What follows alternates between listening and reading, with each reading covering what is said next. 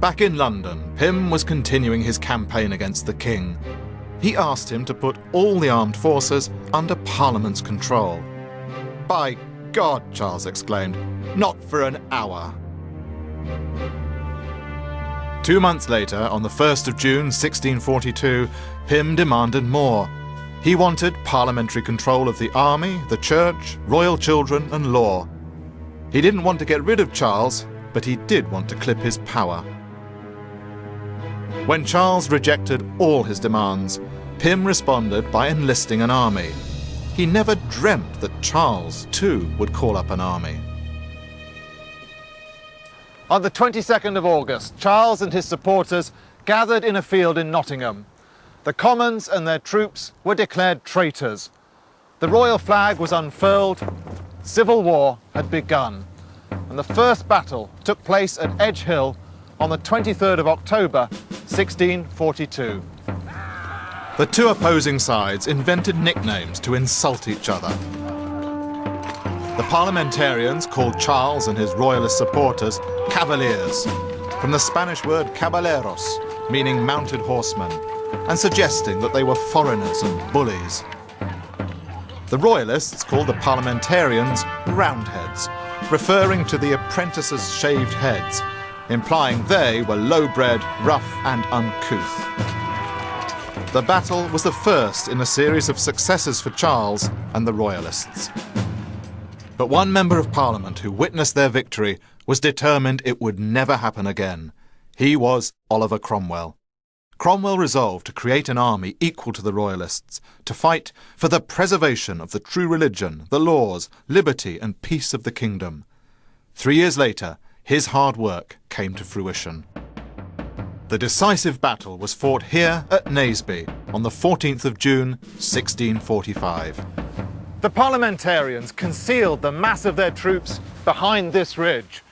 The royalists were mustered on an opposing ridge called Dust Hill. They were outnumbered, in fact, by 2 to 1, but Charles was brimming with confidence.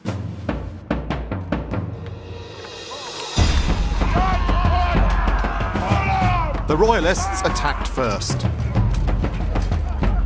They were making headway until Cromwell appeared with the right flank. His forces charged the royalists, divided among them, and then regrouped, eager to attack again.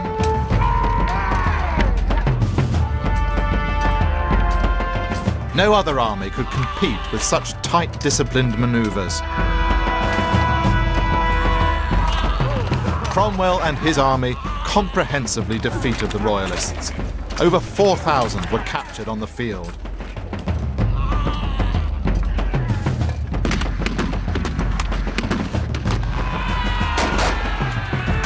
Any who fled were cut down as they ran away. And 18 months later, in February 1647, Charles himself was in Roundhead custody.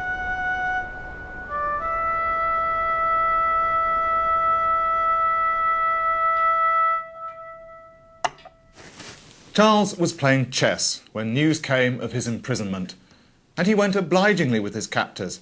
He thought he'd soon be back in Whitehall in triumph.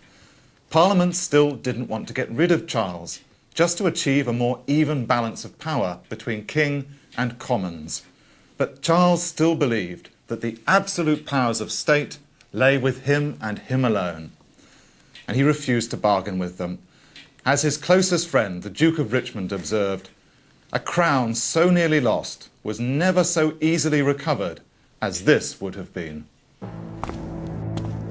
By 1649, Parliament had finally lost patience with Charles. They had no choice left. It was either agree his terms or execute him. On New Year's Day, they ordered his trial to account for the blood that he'd shed against the Lord's cause and people in these poor nations. It was unprecedented. Strictly speaking, no court had the authority to try the king. The trial began here in Westminster Hall, packed with spectators. They were stunned at the sight of Charles, dishevelled, his hair grey, his eyes sunken. Well, he may have aged, but he'd lost none of his steely determination.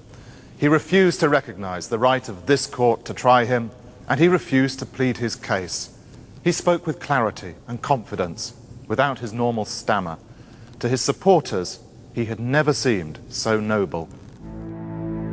On the 27th of January, the court condemned him as a public and implacable enemy to the Commonwealth and England. When he heard the verdict, Charles let out a droll chuckle.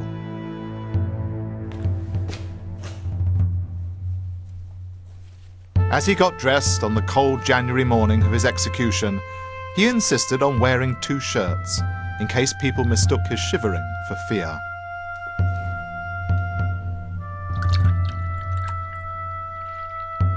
He had 2 pearl earrings placed in his ears, and lest he should faint, he took a sip of claret and slipped an orange stuffed with cloves into his pocket.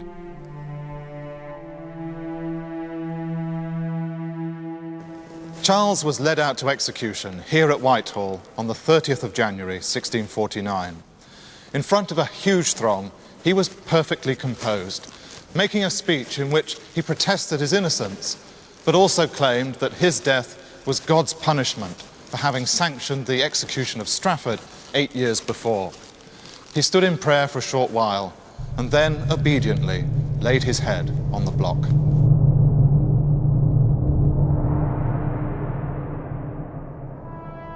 It was snowing heavily as the king was buried in St. George's Chapel, Windsor, on the 9th of February 1649. The monarchy had been laid to rest. England was declared a republic. When Henrietta Maria, who'd retreated to France for safety, heard the news, she froze with grief, unable to speak or move.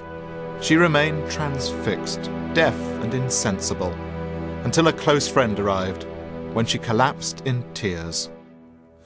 Charles's execution was not the birth of democracy, but it was the end of absolutist monarchy in Britain. Parliament hadn't plotted to kill him. Up until a year before his execution, they'd been prepared to compromise. But it was Charles's stubborn, unyielding nature that forced them to act so drastically. And up until his death, he believed that God would settle the throne on his son. Not many at the time would have believed that could have happened, but for once, Charles was right.